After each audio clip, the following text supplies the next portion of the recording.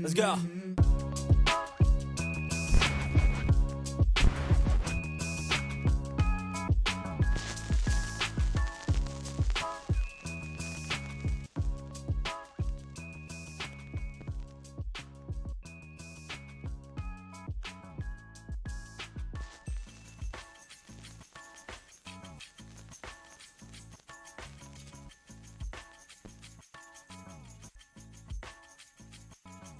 Every week, we drop the noise Drop the stress. and drop some knowledge. Welcome to the Drop In, the college admissions podcast by Decision Drop. If you would like to learn more about our services or have Josh and I guide your family through this process personally, please head over to decisiondrop.com and check us out. I'm Josh. I'm Lisa. Let's go. All right, Lisa, episode 6. They let us back in the studio. They did. Yes, and our topic today has more plot twists than an episode of Severance. You mean maybe more plot twists in the World Cup, which, by the way, if anyone was keeping score, Spain won, which means my bracket won, and the House of Clays, or more importantly, me and the House of Clays, we are very happy. Yes, so Spain did win. Congratulations to them. Thank It was you. a fantastic World Cup. Obviously, I think fans of Argentina probably don't agree, but Right? But no, it was a fantastic tournament. As someone who is a newbie to rooting for and cheering for soccer, Mm-hmm. I thought it was really exciting. Mm-hmm. I'm excited. I love it. And you know, Phil and I are huge fans, even going to see a soccer game in DC with LAFC next month to see my favorite player, Son, play. So yeah, welcome to our side. Welcome to the dark side, Josh. Hey, and since we're doing this right now, recording it, accountability time, I am pledging to become a much more consistent watcher of soccer. Here in Houston, we have the Dynamo and the Dash and the NWSL, so I'm going to watch those matches. I am looking for an EPL team to root for, so if anyone has any suggestions for me, definitely let me know, and we'll go from there. I love it. We are Tottenham fans at our house. It's rough. It's rough being Tottenham fan, but we are tried and true. So Yeah, well, maybe Yep. I might join them, but I keep getting them confused with the San Antonio Spurs, though. So I may have to. Right. That one's going to take some work. Sure, we'll work on it. All right, Lisa. So today we're going to set aside the World Cup and say goodbye to all the footballers and the teams, etc. Mm. But today we're going to be talking about standardized testing. Mm. So the ACT, the SAT, test optional, test blind, test required, and the acronym that nobody saw coming a couple of years ago, the CLT. I think this is great right now to talk about because I keep seeing even in my algorithms, right, on Instagram, everything's popping up about testing. We're Mhm. getting text messages hourly from students that we're working with asking about test prep tutors and what they should do in their journey. So I think it truly feels like the rules with these tests and how schools are taking their testing between your test blind, test need, test optional, it changes every semester. Sometimes even 15 minutes. One college will be test optional, another will be test blind, another went back to requiring tests this year. I mean, families are exhausted before their kids even start to take a practice test. And that's exactly why we are doing this episode, because the question of should I submit my score is easily one of the top 3 questions that we hear from families. And our honest answer is It depends, which is probably my third favorite word after show, don't tell, bananas. It depends.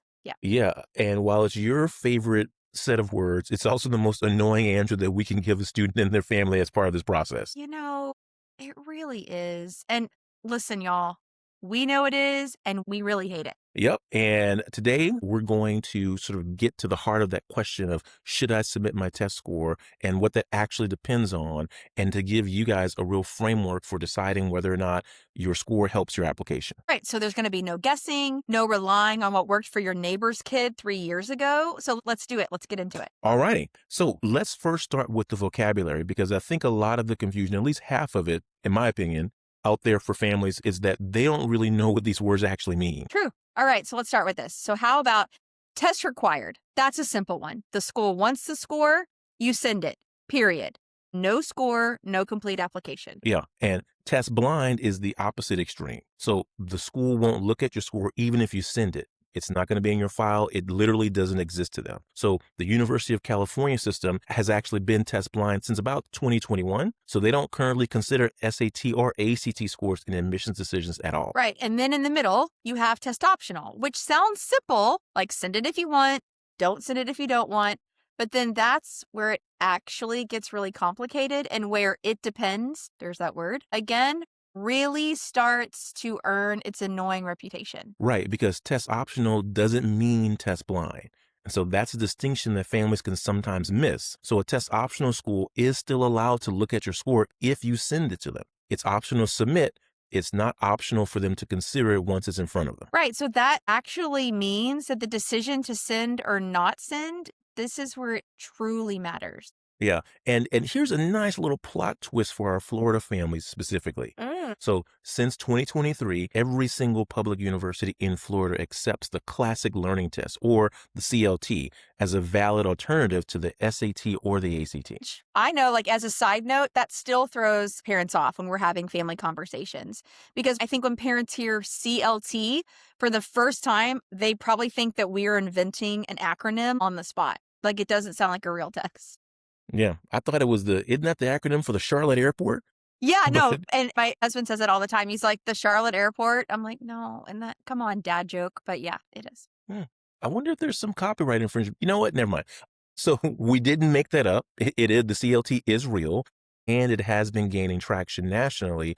And Florida was really the first state university system to formally accept it system-wide. So if you are a Florida student and the SAT or the ACT format just genuinely, it doesn't work for you, the CLT is a legitimate third option, and it also counts toward bright future eligibility as well. And also, fun fact about Florida is that they were the only public schools to not go test optional during COVID. So we always tell students, whether they are in Florida applying to in-state schools or out of state applying to Florida schools, if you're applying to a Florida public university, you will have to send your test scores. All right. So that was my side note. Okay. I'm glad that we decided to talk about testing in this episode, because there was a pretty big story that broke last week. And this is a good example to show you how fast the landscape in the college world moves. Yeah, let's talk about the University of California system. So as I had just mentioned, UC has been test blind, or what it now calls test free, for several years, really since 2023 or so. But recently, a bunch of UC faculty members have been pushing the Board of Regents to reconsider that policy. So a large group of them, mostly STEM professors, have asked UC to bring back SAT and ACT math scores because they are seeing serious preparation gaps once students actually arrive on campus. Right. And that's really the most interesting part of the conversation, I think, Josh, because these are the faculty members who are standing in front of the students and teaching the class, and they're the ones saying, we need more information about whether these students are academically prepared before they even get here. So basically, UC Regents got together and said, we hear you, but we're not going to change the entire system because one group came in hot. And just to be clear, Josh and I are not saying that the answer is automatically to bring testing back as it existed before all of this. But that's an entirely a different debate and a different episode completely. So that's just a little side note. Right. And so the UC testing landscape, based on this conversation right now, could look very different by the time someone who's a freshman or a sophomore in high school right now is applying. So this is absolutely what we would call a watch this space situation. It is also a perfect example of why families simply can't Google a college's testing policy once during, let's say, freshman or sophomore year and assume, okay, we got it all. Right. You have to check this every year, not just once, and not when your oldest child applied, not based on whether your cousin's neighbors heard it at soccer tournament. Seriously, every single year. Check it out. Yeah, every year. Just want to repeat that.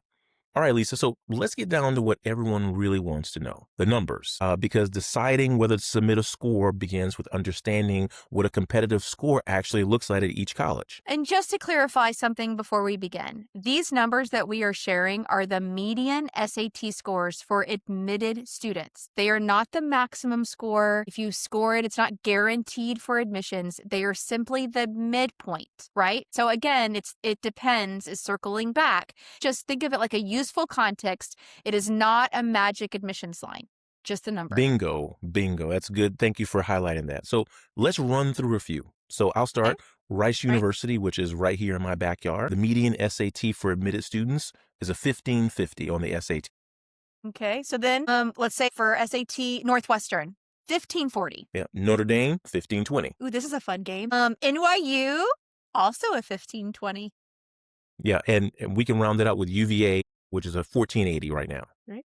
And then two of our favorite schools in the South, ones that we talk about a lot here because both being big flagships universities in the states of Texas and Florida, where Josh and I are. I would say the University of Florida, their median was a 1400, and UT Austin's just right around a 1390. So essentially, let's say a 1400 as well. Right. And just look at those ranges from 1390 up to 1550. So it's a real spread, which is exactly why a good SAT score is a meaningless phrase if it lacks context. Good compared to what? So let's get into actual decision making, because knowing the median doesn't automatically tell you what to do with your own score. This is where it depends comes back. But I promise we're going to make it useful this time. Should we dare say that after It's Good to Fail, It Depends should be our next sticker merchandise or our shirt merch? It depends. Are we really doing merchandise? I don't think we need to do Yes. merch. We're not gonna make merch happen. We're doing merch. All right, so let's start with number one. Here is the simplest version of the advice. If your score is at or above the college median, SAT, ACT, CLT, submitting it usually makes sense. So that score is giving the admissions office another reason to feel confident about your academic preparation. Yeah, and if your score is meaningfully below the school's range, especially well below the 25th percentile, you'll probably want to leave it out at a test optional college. Okay? Not 10 points below, not slightly under the median. So we're talking about a score that is very clearly outside the typical range for admitted students. Right. And then now, here comes the fun part. And by fun, I mean the part where we say it depends 17 more times, right? So let's say, what happens when your score is right on the edge? Maybe it's just below the median, but it's not dramatically below the school range. All right, so this is the gray zone and where that context we were just talking about really matters. So a score that is slightly below the median may still strengthen a student's application, especially when the rest of the academic record is pretty strong. So things like course rigor, solid grades, thoughtful essays, and meaningful involvement, they can all show that the student is prepared to succeed at the college to which they're applying. So the score doesn't have to be the star in the application to be useful. Right. So we've worked with students who were 20 or 30 points below a college median, but they actually still submitted. I know, it depends. So you're probably asking yourself why. And think about it this way, because the rest of the application already showed a student who was curious, capable, and ready to thrive once they are on that campus. So the score was not the headline. It was one supporting detail in a much larger story. Yeah, and this is also where the intended major can matter, which families sometimes don't think about. True. Okay. Tell me more. Say more about that. Alrighty, so a university's testing policy, it doesn't always apply equally to every school, college, or program within it. So certain majors like engineering, business, or even nursing, they might have a different expectation or requirement for a student to be admitted. So a student could technically be test optional for one program, but strongly encouraged or even required to submit scores for another program at the same university. Right. So which means you cannot Google, is University X test optional, read the first sentence, and declare the research complete. Like you're done. You need to clarify and check the policy for that exact school, program, major that you're applying to. So 3 things. Yep. School, program, major. Every time, check it. Right. Every time. Because this is the process that really refuses to let anyone take a shortcut. Think about it that way. No shortcuts indeed. And there's actually one more layer to discuss before we wrap up this particular segment. Some colleges can be test optional for admission, but they may still require or consider scores for certain merit scholarships. So choosing not to submit a score could affect more than the admissions decision. Right. Because apparently one testing policy is not enough. Welcome to the Wild West here, y'all. Exactly. And so even at test optional schools, students and parents, please make sure to check the merit aid policy separately from the admissions policy. They're not always the same policy, even at the same school. Right, because you have 2 different departments, 2 different set of rules, same institution. Welcome to college admissions. Welcome. All right. Okay, so it's time for hot take or hard truth or both. Josh, you're up. What do you got? All right. Well, first what I got is, again, I'm beating a dead horse. We got to get some sound effects, but we're gonna keep working on it. It's episode 6, so we're gonna put that in here at some point. Okay, Maybe. so my hot take. So test optional doesn't mean the SAT and the ACT stopped mattering. So they may matter even more strategically now because deciding whether to submit a score has become a part of the application process itself. So too many students, they hear optional and they assume it means irrelevant. It doesn't. And making that assumption can quietly cost students admission opportunities and scholarship money. Ooh, that's a good one, Josh. Thank you. Okay, okay, I got one. Okay, my hot take. Mine's about the CLT, not shocker, because I'm here in Florida. So we work with students who are genuinely strong test takers, but the SAT and ACT format simply does not show that. So maybe it's the pacing, or maybe it's the question style, or maybe it's just one of those two tests just don't click for your kiddo. And yet they never even consider that there might be other options. For students applying in Florida, especially, or to one of the growing number of colleges that accept the CLT, because there's a big number, mostly religious institutions, but there is a big number growing. I think the CLT is at least worth exploring. So before submitting an SAT or an ACT, don't think that that's your only path.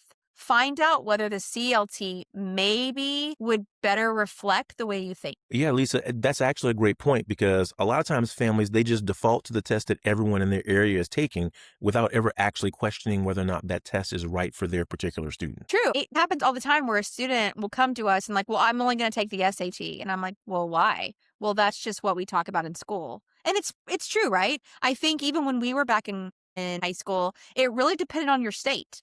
Yeah. I mean, I think Texas was a really big SAT school.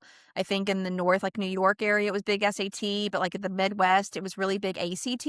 But now colleges truly take whatever one benefits your kiddo the most. So don't choose a test because it's the only one that everyone else is taking, right? This is your journey, not somebody else's. So choose the test that gives you the best chance to show that you can actually do it. Good point. All right, Lisa, mic Thank drop you. time. Here is what I want every family to take away from this episode. A test score is not a verdict of how smart you are. It's not your identity. It's one piece of information in a much bigger application. And whether that score helps you depends entirely on context, right? The college, the middle 50%, the major, sometimes even the scholarship pool. Stop asking, is this a good score? Good for where, right? The better question that you need to ask yourself is this score likely to help me at a specific college for a specific program in that specific application cycle? That's the question that's a little more annoying. We get it. We know, but it's also the one that actually matters. Man, that's pretty good. That's pretty good. Thank you. All right. And so my takeaway is this. So for students and families, to really do your homework before you decide whether to submit a score. Don't guess about it. Don't base your decision on what your older sibling did 3 years ago or would work for the neighbor's kid. I don't even know who that kid is. Anyway, look at the current testing policy. Look at the actual score ranges. Look at the specific college and, when possible, the specific major or program you are applying to. Because as we discussed earlier, these policies can change from year to year, from college to college, and sometimes even from one program to another at the same university. So yes, if anyone is keeping score, the answer is still, it depends. We warned you. Like, this is going to be annoying, and we're going to say it a lot more in future podcasts. But now, at least you now know what it depends on. See what I did there? Joshua! I'm here till Thursday. I'm here till Thursday. Oh my gosh, I love that. Way to circle back. Good job. All righty. So we're going to see if they let us back into the studio again next week. If they do, next week, we're going to shift gears yet again. So this time, we're going to be talking about extracurriculars, specifically why depth in those areas matters so much more than just a long list of clubs you decided to join your senior year just to pad your resume. Because colleges, they can spot a resume built in 6 months from a mile away. We are going to explain what makes an activity list feel meaningful, why consistency matters, and what students should focus on instead of collecting club memberships like their merit badges, really. Exactly. Don't miss it. So remember, we are Decision Drop, making your college journey collaborative, simple, and most importantly, yours. And if you want to learn more about our services, or if you need help figuring out a testing plan or a score submission or what actually makes sense for you and your student, Josh and I can guide you and your family personally. So head over to decisiondrop.com and check us out. Thanks for dropping in, and we'll see y'all next week. Bye.